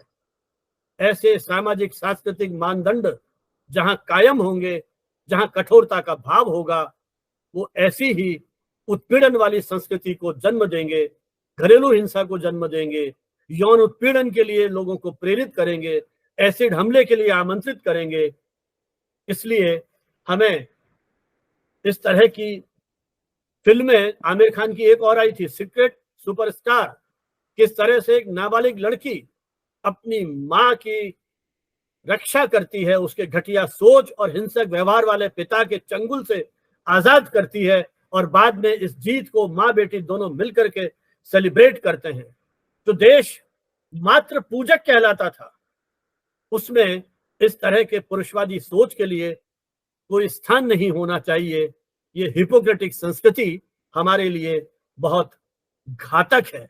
और फिर आप देखिए वो दंगल का एक डायलॉग, हमारी छोरियां छोरों से कम है क्या, ये एक सेंटेंस आपके पूरे जीवन के परिवेश को बदलने के लिए पर्याप्त है। बद्रीनाथ की दुल्हनिया, शादी में जरूर आना, प्रेम और शादी से बढ़कर अपने करियर को, या यूं कहूं कि अपने सेल्फ को प्राथमिकता देने वाली ये फिल्में थी। तो मित्रों, बहुत लंबी कहानी है, बहुत लंबा चल सकता है, लेकिन समय की अपनी सीमाएं हैं। तो मैं इन्हीं शब्दों के साथ, आपने मुझे अवसर दिया, अपने कुछ अनुभव आपके साथ साझा किए। आपकी ये 2 दिन की संगोष्ठी भले आभासी मंच पर हो रही है, लेकिन भौतिक रूप से जिस प्रकार से हम उस वैचारिक द्वंद से जूझते हैं, वैसा ही वैचारिक आनंद आपको देगी। और समाज के यदि कुछ व्यक्ति भी कहीं, मुझे लगता है कि इनका ओरिएंटेशन होता है, तो मुझे लगता है ऐसे आयोजनों की सार्थकता है। बहुत बहुत धन्यवाद। जय हिंद, जय भारत। बहुत बहुत धन्यवाद सर।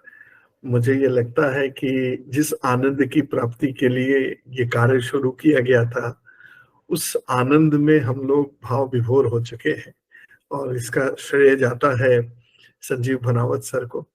आपने सिनेमा, समाज, स्त्री, इतने सारे मुद्दों को, एक कहते हैं कि एक माला में मोती की तरह पिरोकर हम लोगों के सामने रख दिया है। ये एक ऐसे शिक्षक की ही क्षमता हो सकती है जिसके अंदर लोगों के लिए भाव हो, लोगों की विचारों को जो वो समझता हो, जो लोगों से रचनात्मक मुझे लगता है कि रचनात्मकता से जुड़ा हो, ऐसा शिक्षक ही इस तरह के भाव रख सकता है। तो मैं बचपन एक्सप्रेस की तरफ से, इस संगोष्ठी के जितने भी आयोजक हैं उनकी तरफ से, ये संगोष्ठी सर सिर्फ बचपन एक्सप्रेस नहीं, ख्वाजा मोइनुद्दीन चिश्ती विश्वविद्यालय अवध, डॉक्टर राम मनोहर लोहिया अवध विश्वविद्यालय झांसी से कौशल जी जुड़े हुए हैं, और साथ ही साथ मुझे बड़ी खुशी हो रही है देखकर कि डॉक्टर रश्मि को मैं देख पा रहा हूँ, डबराल जी इसमें जुड़े हुए हैं। कई ऐसे लोग हैं जो लगातार पत्रकारिता शिक्षा में विभिन्न चुनौतियों का सामना करते हुए डटे हुए हैं और आज भी डटे हुए हैं। तो ऐसे लोगों से ही पत्रकारिता चलती है, ऐसे लोगों से ही समाज चलता है। हम अपने विभाग में सर फिल्म क्लब बनाते हैं। फिल्म क्लब में जब भी फिल्म क्लब चलता है तो पता चलता है कि लास्ट होते होते एक ही बच्चा बचा या फिर मैं खुद रह गया फिल्म देखते हुए। पर मैंने हमेशा यही कोशिश की है कि अगर वो अंतिम बच्चा भी फिल्म देख रहा है तो उसी ऊर्जा के साथ आप उसको चालू रखो, जिस ऊर्जा के साथ आप 50 लोगों के साथ या 100 लोगों के साथ चालू करते हो, क्योंकि उस अंतिम दूसरी तरफ से सोचता हूँ 45 थे, 34 है, केवल 10-11 ही डिलीट हुए। उसमें कुछ के साथ हो सकता है नेटवर्क की प्रॉब्लम हो, किसी की और प्रायोरिटीज हो सकती हैं, है ना। लेकिन सबको मालूम है कि आप वीडियो डाल दोगे यूट्यूब के ऊपर, उस समय देख लेंगे। नहीं, ये बात सही है। तो मैं सकारात्मक सोचिए, ये अभियान चलेगा, ये ज्वाला जलाई है आपने, इसका फल मिलेगा जरूर या आप लोगों का आशीर्वाद रहेगा तो ये सारा सब कुछ होगा। और जो सबसे बड़ी बात है, जो हम सब महसूस करते हैं कि आपके अलावा बहुत कम ऐसे लोगों को हम लोगों ने प्रयास देखे हैं जहां पे हिंदी में अच्छी किताबें आई हो। तो मुझे लगा कि खासकर सिनेमा के क्षेत्र में तो किताबों का अकाल है।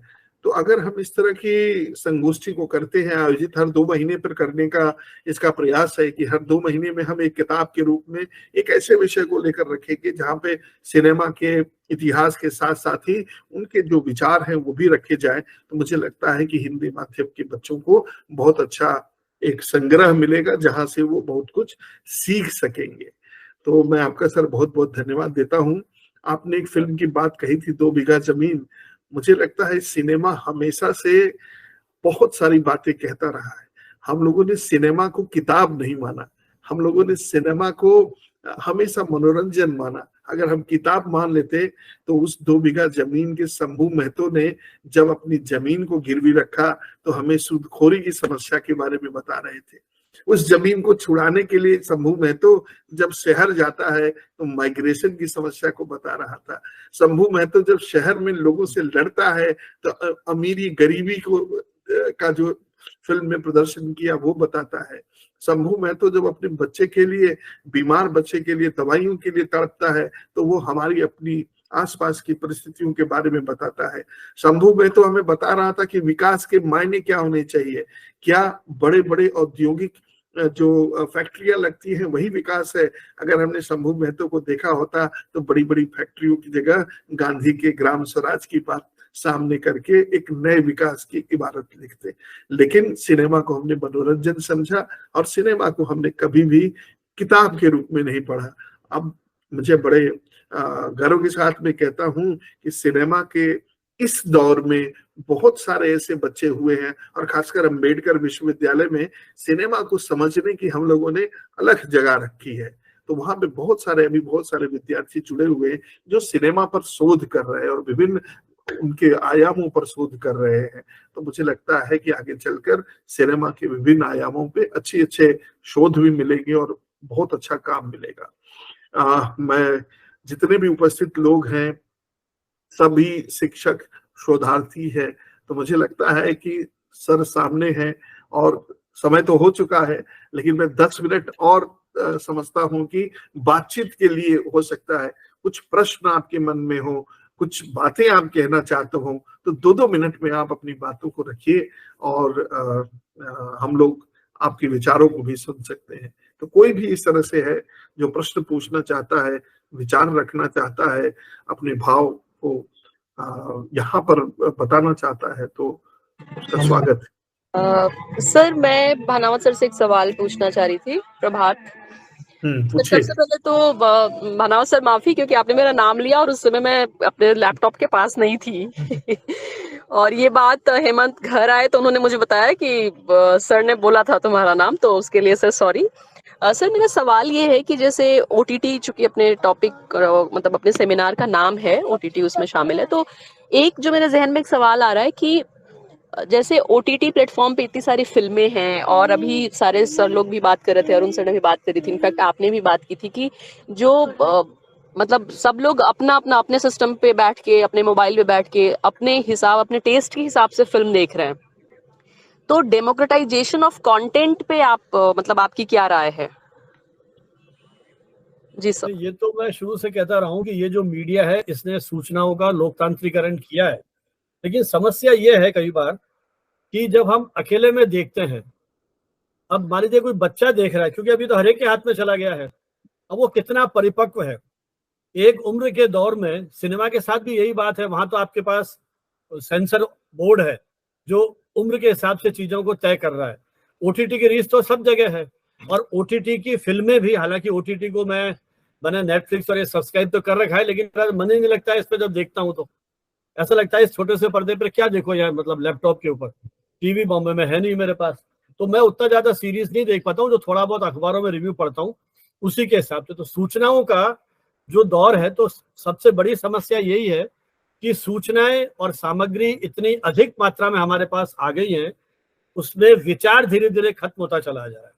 अक्सर मैं एक बात कहता हूं कि जिस तरह से मधुमक्खी अलग अलग पुष्पों से परागकण इकट्ठे करती है और उन्हें वो बाद में एक शहद में कन्वर्ट कर देती है, ऐसे ही समाज के बौद्धिक वर्ग के प्रतिनिधि सभी जगह से सूचनाओं को प्राप्त करके यदि विचार रूपी नवनीत दे सके, जब आपके पास विभिन्न तरह की सामग्री है, आप उनको देख रहे हैं, अकेले में देखते हैं, तो वो सीधे आपके दिमाग और दिल को कहीं ना कहीं छूती है। जब उसको आप कहीं प्रभावित होते हैं और उसके बाद आप अपने जैसे वो 10वीं फेल वाली फिल्म थी, 12वीं फेल, अब वो फिल्म मुझे बहुत अच्छी लगी। अब उस फिल्म को लेकर मैंने बच्चों के साथ भी शेयर किया, घर में और मेंबर के साथ शेयर किया, फिर बाद में एक दो वेबिनार्स में भी पार्टिसिपेट किया। तो उस मैसेज को आप किस रूप में, और आप और हम सब कम्युनिकेटर हैं, आपने जैसे अब गोविंद जी ने सिनेमा का शुरू किया एक अभियान, फिल्म्स क्लब बनाए, क्या हम इस तरह के प्रयोग अपने डिपार्टमेंट में करके, मीडिया टीचर्स की बात कर रहा हूं मैं, इस तरह की फिल्में दिखा करके, कहीं जो मीडिया लिटरेसी की आप अपन सब बात करने लगे हैं आजकल, तो फिल्म लिटरेसी वाली बात है, लिटरेसी के रूप बहुत बहुत हो गए हैं, तो उसके लिए तैयारी करें। तो शायद कहीं कोई दबी हुई चिंता हमारे मन में है कि ये हमारी अभिरुचियों को भ्रष्ट कर सकते हैं, शायद उससे बच पाएंगे। क्योंकि इसमें तो कोई मेरे ख्याल तर्क, मतलब वितर्क या वो असहमति है ही नहीं कि ये सारा का सारा कंटेंट अब सबके पास पहुंच रहा है। मैंने तो आपसे कहा कि नेटफ्लिक्स तो आपको कंटेंट क्रिएट करने की परमिशन दे रहा है, आप उस फिल्म का एंड कैसा चाहते हैं, कई तरह के विकल्प आपको दे रहा है, स्टोरी को आप कैसे बनाना चाहते हैं वो विकल्प आपको दे रहा है। आज नेटफ्लिक्स के पास ताकत है, कल हर एक के पास होगी, क्योंकि इस प्रतिस्पर्धा के बाराज में सबको टिकना है। कहीं ऐसा दिन ना आ जाए कि जो हम सोचे और वही सामने आ जाए। आप टीवी से बात कर रहे हैं, अब ये एआई नाम की जो यंत्र आ गया है ना, गोविंद जी को मुझे लगे गोविंद जी जयपुर में दिख रहे हैं यहाँ, मैं कहूँ गोविंद जी क्या हाल है, अरे मैं तो टीवी में हूँ, फिर मैं इनसे कहूंगा कि यार वो जरा सा वो सीरियल चला देना, टीवी में हो तो आप, है ना। वो आप पहले कार्टून देखते थे ना कि वो टीवी में से उसने पिचकारी चलाई और होली खेल ली, वो दिन कल हो जाएगा मुझे लगता है सार्थक, क्योंकि जो हम सोचते हैं वही तो ये सब कुछ कर रहा है। बस दुख यही है कि शायद ये हमारे जीवन में नहीं हो पाए, है ना, थोड़ा जल्दी दुनिया में आ गए, थोड़ा देर से आना चाहिए था। फिर ये सोचते हैं कि नहीं ये अच्छा रहा कि हम बहुत पहले आ गए। तो जैसा कौशल जी ने कहा था कि ट्रांजिशनल फेज है, तो उस ट्रांजिशनल फेज को हमने देखा है। तो कंटेंट की रीच, बहुत अच्छा कंटेंट समाज की परिवर्तन की दिशा में सहायक होगा, खराब कंटेंट हमारी रुचियां बिगाड़ेगा, अवसाद में ले जाएगा, अपराध प्रवृत्ति की ओर बढ़ेंगे। खूब खबरें आ रही है कि फलाना अपराध उस फिल्म से देखा, ओटीटी की उस वेब सीरीज से देखा, ये भी हो रहा है ना। अपराधों से बचने के तरीके भी सिखा सकता है। वही है, चाकू आपके हाथ में आया, डॉक्टर के हाथ में जान बचाएगा, डाकू के हाथ में आया जान लेगा। तकनीक का आप कैसे उपयोग करते हैं ये आपके विवेक पर निर्भर है, रोक नहीं सकते।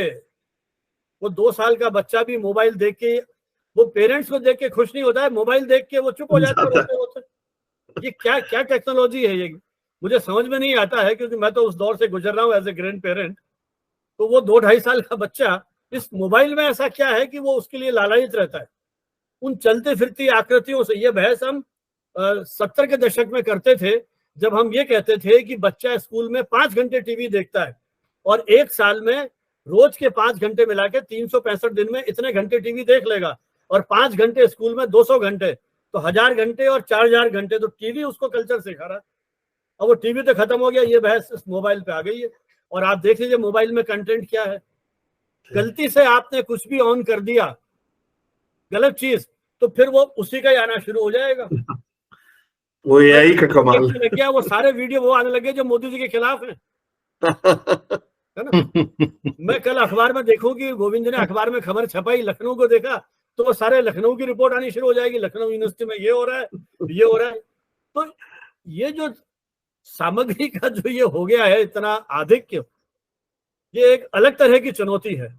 ये आपको अपने विवेक से ही करना पड़ेगा। इसके लिए मुझे लगता है आज की तारीख में तो कोई सिस्टम नहीं है, आपको ही करना पड़ेगा, नहीं तो एक नए तरह के सामाजिक अवसाद या इंफॉर्मेशन बम्बार्डमेंट के दौर में हम पहुंच जाएंगे, जो शायद एक नई तरह की चुनौतियों का हमारे सामना खड़ा करेगा, जिसका शोध समाज वैज्ञानिक, और हम सब समाज वैज्ञानिक ही हैं, मीडिया टीचर्स भी, तो आपको हमको ही इस बारे में शोध करके भविष्य की राह तलाशनी होगी। अभी thank you so much. Avnish ji ने हाथ उठाया, उसके पहले मैं कल के कार्यक्रम के बारे में बता दूं कि कल कार्यक्रम 11 बजे से शुरू होगा, जहां पे शोध पत्र जितने भी लिखे गए हैं वो पढ़े जाएंगे 11 बजे से 1 बजे तक। फिर उसके बाद 1 से 2 लंच होगा, फिर 2 बजे से 4 बजे तक पुनः शोध पत्र, और हम नए दौर के लोगों को सुनेंगे, जिनमें नए दौर के नए छात्र, नए हमारे शिक्षक, जिनके साथ बातचीत करके मुझे लगता है कि बहुत अच्छा लगेगा आप लोगों को, और तरह तरह की बातें सामने आएगी। फिर 4 बजे से 6 बजे तक हमारा समापन समारोह होगा, जिसमें वक्ता के रूप में प्रीति चौधरी जी हैं, जो पॉलिटिकल साइंस की प्रोफेसर है और स्त्री विमर्श पे काफी अच्छा लिखती रही हैं। इसके अलावा सुनीता मिश्रा जी मुख्य अतिथि हैं, जो वाइस चांसलर है इस समय सुखाड़िया विश्वविद्यालय में। साथ ही साथ हमारे पास पत्रकारों का एक बड़ा पैनल है, जो उसमें विशिष्ट अतिथि के रूप में है। इसके अलावा अंजनी झा जी हमारे पास विशिष्ट अतिथि के रूप में है, जो मोतिहारी में पत्रकारिता विभाग में इस समय हेड है। तो एक बड़ा अच्छा आकर्षक और मुझे लगता है कि इंफॉर्मेशन से भरा हुआ सत्र कल होने वाला है। आप लोगों को अभी से निमंत्रण है कि आप 11 बजे से 1, फिर उसके बाद 2 से 4 और 4 से 6, इसी तरह से अगर आप पार्टिसिपेट करेंगे तो ये जो मंच हम लोगों ने तैयार किया है उसका कुछ न कुछ सकारात्मक मुझे लगता है कि सकारात्मक रूप से हम फिल्म के माध्यम से समाज में कुछ बदलाव ला सकते हैं। तो मैं अब वो कहते हैं कि घड़ी आ गई है जब हर समाज में हम लोगों ने देखा है कि राज्य का या फिर साम्राज्य का उत्थान होता है, पतन होता है, लेकिन हम इससे नहीं जोड़ेंगे कि उत्थान और पतन, लेकिन शुरू हुआ है तो कहीं ना कहीं हमें उसको विराम देना पड़ेगा। तो ये शुरुआत आज हुई है, इस शुरुआत में ही हमें मुख्य वक्ता के रूप में प्रोफेसर संजीव भनावत से जो सीख मिली है, जो बातें हमें मिली हैं, वो बरसों याद रहेंगी। और ये रिकॉर्डिंग मैं आपको और भी बता रहा हूँ कि ये रिकॉर्ड हो रहा है, ये रिकॉर्डिंग आपको YouTube पे उपलब्ध रहेगी। तो सर की बातें जो आप नहीं सुन पाए हैं उसे आप इत्मीनान से कॉफी पीते हुए भी सुन सकते हैं। ये बचपन एक्सप्रेस के YouTube चैनल पे उपलब्ध रहेगा। तो सर आपको बहुत बहुत धन्यवाद, आपने समय निकाला, और साथ ही साथ इतनी बातों को इतने अच्छे तरीके से, हम सब जानते हैं कि फिल्म आपका उस तरह से विषय नहीं रहा है कभी जिस तरह से आपने बाकी के विषय पर बातचीत की है, लेकिन आपने इतनी गंभीरता से पढ़ा उसे और इतनी गंभीर चर्चा की, इसके लिए आप बधाई के पात्र हैं सर। बहुत बहुत धन्यवाद। आप जैसे शिक्षक ही पत्रकारिता और पत्रकारिता शिक्षा को एक नया आयाम देते हैं, नया रूप देते हैं, और हम सब आपकी तरफ देखते हैं, आप जैसे लोगों की तरफ देखते हैं कि आप जैसे लोगों से कुछ सीख कर कुछ समाज को दिया जा सके। तो आपका बहुत बहुत धन्यवाद सर। नहीं गोविंद जी, जब आपने मुझे कॉल किया तो बाद में मैं सोचने लगा कि गोविंद जी ने मुझे कैसे बुला लिया, ये तो मेरा एरिया ही नहीं है। मैं समझता था सर, मेहनत करने पे तो कोई भी एरिया अपना हो जाता है। हाँ, लेकिन फिर भी थोड़ा बहुत अच्छा, जी आपने जो नहीं। कहा ना उत्थान पतन, तो देखिए जब जी, सूर्योदय होता है तो लोग हाँ, खिड़कियां दरवाजे खोल लेते हैं, जी सूर्यास्त होता है तो खिड़की दरवाजे बंद कर बंद लेते हैं। कर लेते हैं। सूर्यास्त हो गया है, लेकिन हमारे जी यही जी। अनुरोध है कि दिमाग की खिड़कियां खुली रखें, वो बंद वही नहीं सही, होनी चाहिए, है ना, सही बात है, घर की सही बात नली है। बंद हो जाए।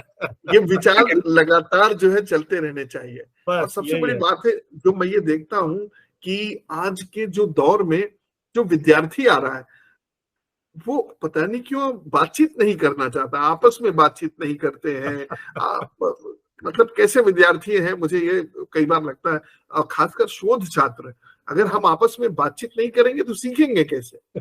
और कहीं किसी ने सोना नहीं गाड़ रखा है, सबके पास जो भी सूचना है वो ऐसा नहीं है कि किसी और के पास नहीं है। आप अपना सोना दूसरे को दिखाइए, क्या पता अच्छा गहना गढ़ दे वो। तो इसलिए सही है। कहीं भी भागने की जरूरत नहीं है, एक दूसरे के साथ बैठकर बातचीत करने की जरूरत है। हमारे साथ विशिष्ट अतिथि के रूप में अरुण त्रिवेदी जी जुड़े हुए हैं, शुरू से उनका साथ मिलता रहा है। जैसा कि मैंने आपको बताया कि अरुण जी ने नवाजुद्दीन सिद्दीकी को सिर्फ सिखाया नहीं है, राजेश खन्ना भी इनके शिक्षक रह चुके हैं।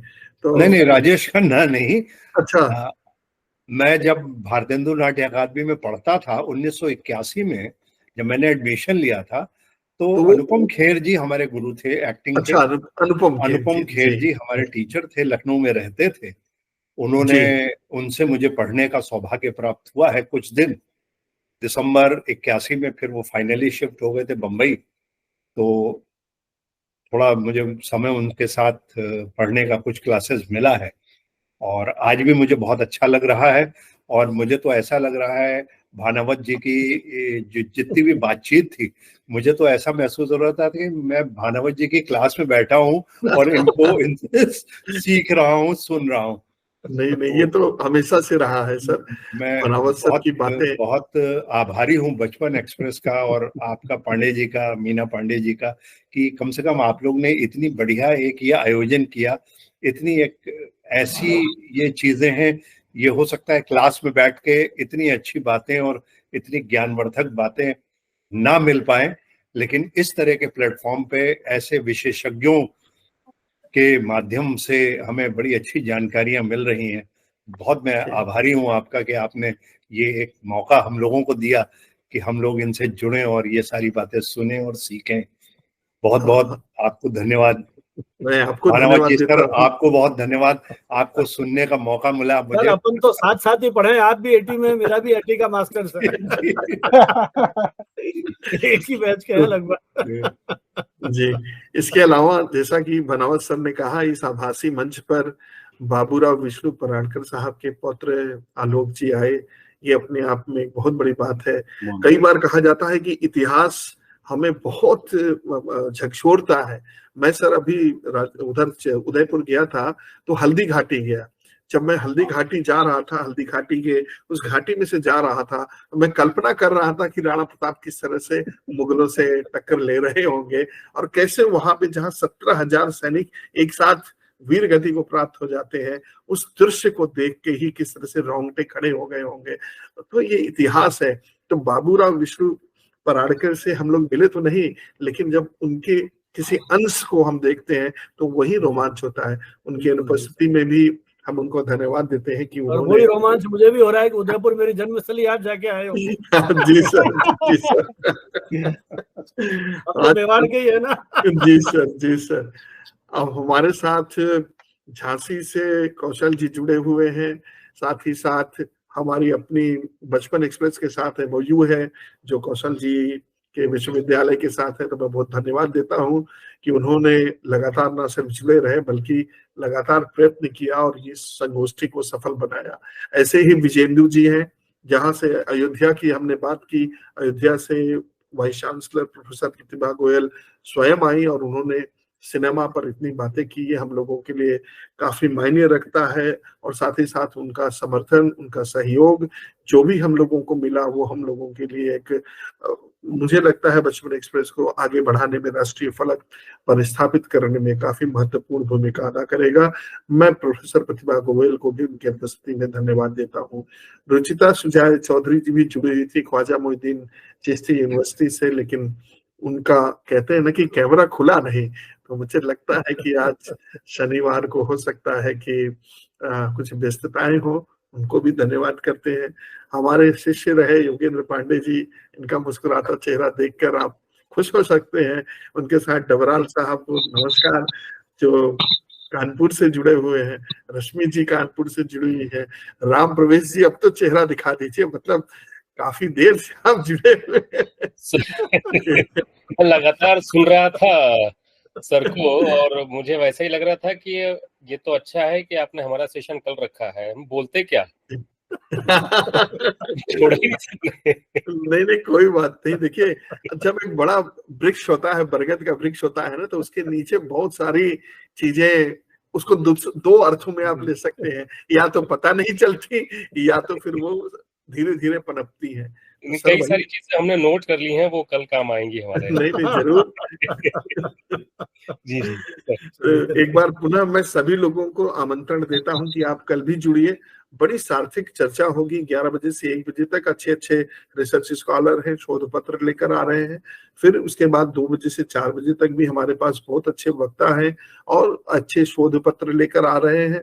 तो बचपन एक्सप्रेस यही कोशिश कर रहा है कि आप सभी लोगों को जोड़कर कुछ ऐसी बातें की जाए जिससे कुछ सकारात्मक हो सके समाज में, और थोड़ा सा भी अगर हम सकारात्मक कर सकते हैं तो उसके लिए मुझे लगता है कि आप सब बधाई के पात्र हैं। और साथ ही साथ ये जो हमारे छात्र हैं, बहुत सारे शोध छात्र जुड़े हुए हैं, रितिका जुड़ी है और विजया जुड़ी हुई थी, निसर्गा जुड़ी हुई है, बहुत सारे शोध छात्र हैं, वो भी लगातार बातचीत कर रहे हैं। अगर उनको भी कुछ पूछना हो तो पूछ सकते हैं, मौका बार बार नहीं आता। प्रभात जुड़ी हुई है, हेमंत जुड़े हुए थे, सारे लोग, मुझे लगता है कि एक परिवार ही है।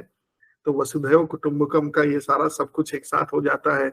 लखनऊ से प्रभात जयपुर चली गई, अब देखिए अब वहीं की हो गई है, और साथ ही साथ कहाँ से लोग कहाँ तक पहुंच जा रहे हैं। तो भारत में ये जो विविधता है, वही विविधता हमारे आज इस आभासी मंच में भी दिखाई दे रही है।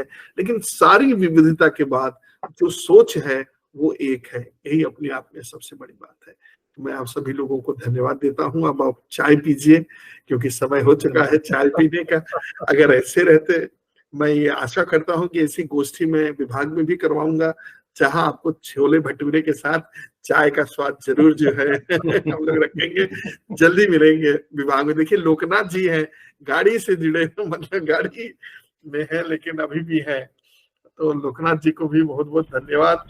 और नमस्कार सर, शुरू से जुड़ा हूँ सर, 1 मिनट के लिए गया नहीं। मैं देख रहा हूँ। आपको बहुत बहुत धन्यवाद। और ठीक, प्रणाम सर, भगन भनावा सर। गाड़ी चलाते हुए जुड़े हो क्या आप? नहीं बैठे हो सर। ड्राइव करते हुए तो नहीं बात कर रहे हो ना? नहीं, गाड़ी चलाते हुए बात कर रहा हूँ सर, इसीलिए ऑन नहीं किया था। ये रिस्क मतलब आप गाड़ी खड़ी। ठीक है, तो सभी को पुनः निमंत्रण की कल जुड़िए 11 बजे, फिर 2 बजे, 4 बजे। रश्मि गौतम जी शायद कुछ कहना चाह रही हैं। जी रश्मि जी बताइए। रश्मि जी आप कुछ कहना? सेमिनार रखा हुआ है,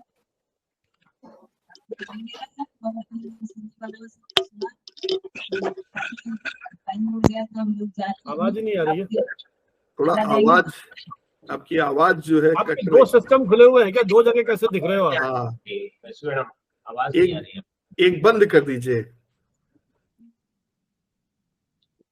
हाँ, अब आपकी आवाज। सर, मैं आपको बधाई देना चाहती हूँ, आपने इतना अच्छा सिनेमा का विषय रखा और अच्छे वक्ताओं को बुलाया सर। कल भी सुनूंगी, अच्छा है। जरूर बहुत बहुत धन्यवाद। और ऐसे ही कल भी जुड़िए आप 11 बजे से 1 बजे तक। सोनू कुमार है बिहार से, ये भी कुछ कहना चाहते हैं। जी बताइए सोनू जी। गोविंद सर, पहले तो आपको आभार कि आपने इतने अच्छा यज्ञ रखा 2 दिवसीय। और सबसे बड़ी बात कि आपने, मैं तो कभी सवाल नहीं करता हूँ, मगर भनावा सर का आज मैंने नए तो ऐसे विषय के साथ उनका सुना है और इतनी बारीकी से उन्होंने बातों को रखा है। मैंने उनकी पूरी बातों को मैंने सुना और ये मेरे लिए बहुत बड़ा अच्छा लगा मुझे उनकी बातों को सुनकर। उन्होंने जमीनी बातों को बताया, जो हकीकत है, जो रियलिटी है, जो हम लोग व्यवहारिक जीवन में जीते हैं, उन तमाम चीजों पर उन्होंने प्रकाश डाला। और सबसे अच्छा गोविंद सर आपने जो बताया अंतिम में कि आज के युवा संवाद करना नहीं चाहते हैं, शोध के छात्र वो संवाद नहीं करना चाहते, बैठते नहीं है, बातचीत नहीं होती है। तो ये सारी चीजें गोविंद सर मैं बताऊं कोरोना काल ने हम लोग को बहुत अच्छे से सिखाया है। और जब से ये आभासी माध्यम आया तब से कम्युनिकेशन टुडे के माध्यम से हमारे बनावट सर ने इतने सारे कार्यक्रम करवाए हैं। सोचिए कि जब कोरोना काल खत्म हो गया तो आभासी कार्यक्रम गोविंद सर कम हो गए, और कम हो जाने के वजह से हम लोग घर में बैठे रह जाते हैं, 1 घंटे बर्बाद होते हैं, 2 घंटे हम जैसे जो छात्र हैं पत्रकारिता के। तो मैं समझता हूँ नए नए टूल्स के साथ हमेशा बनावट सर नए नए विषय को लाते हैं, रिसोर्स पर्सन को लाते हैं और हम लोग को एक विषय विशेषज्ञ के साथ जोड़कर नए नए चीजों को बताते हैं, सिखाते हैं। तो ये हमारे लिए बहुत बहुत बड़ी बात है। और गोविंद सर आपने जो आज जो विषय का आपने जो चयन किया वो शायद ही इस विषय के पर बहुत ही कम चर्चाएं होती है। और आपका ये जो पहल है सर गोविंद सर, मैं चाहूंगा कि ये और ज्यादा आगे बढ़े, अन्य विषय के साथ भी चर्चाएं हों और मुझे आप जोड़ें। मैंने आपको एक मैसेज किया और आपने तुरंत मुझे लिंक को साझा किया कि जुड़ने के लिए, ये हमारे लिए बहुत बड़ी बात है। नहीं तो मैं बनावट सर से मैं मांगता, परेशान करता बनावट सर को, ऐसे तो सर पता नहीं मुझे लिंक देते या ना देते, लेकिन अक्सर मुझे लिंक जब मिलता है बनावट सर के माध्यम से तो मैं अक्सर जुड़ जाता हूँ। और गोविंद सर आपसे परिचय भी मेरा कोरोना काल से ही हुआ है और उसके बाद बनावट सर के कई कार्यक्रम में भी आपने आकर कई विषय के साथ अच्छे अच्छे विषय के साथ आपने भी बात को रखा है अपना। तो मैं समझता हूँ कि मेरे लिए गौरव की बात है। और इतने सारे महत्वपूर्ण रिसोर्स पर्सन आए यहाँ पे, सिर्फ एक चीज मैंने मिस कर दिया सर, जो प्रतिभा गोयल मैम थे उनका मैं रिकॉर्डिंग में जरूर सुनूंगा जो आपने यूट्यूब चैनल के बारे में बताया, क्योंकि मैं उनका सुन नहीं पाया, नेटवर्क की समस्याएं हुई और मैं बाहर हो गया था। तो बहुत अच्छा लगा आज का कार्यक्रम सर। मैं कल पुनः जरूर जुड़ूंगा इस यज्ञ में और आपको बहुत बहुत आभार। सभी को सुबह सुबह आप ये शेयर कर दिया जाएगा कि आप कहाँ से जुड़ सकते हैं, कैसे जुड़ सकते हैं, सब आपके पास पहुंच जाएगा। बहुत बहुत धन्यवाद। तो सभी को पुनः नमस्कार। विदा होने का मन नहीं कर रहा, लेकिन क्या करें, चाय पीना तो मजबूरी है, शाम की चाय। तो सब अपने पास जाइए, घर जाइए, जो घर में ही है, हॉस्टल में है, हॉस्टल में जाके बाहर कहीं ना कहीं चाय जरूर पीजिए। मौसम बहुत सुहाना है लखनऊ का, बहुत अच्छा है। जी जी, धन्यवाद। ठीक है गोविंद जी, थैंक यू। ठीक है, नमस्कार नमस्कार, सभी को धन्यवाद, नमस्कार।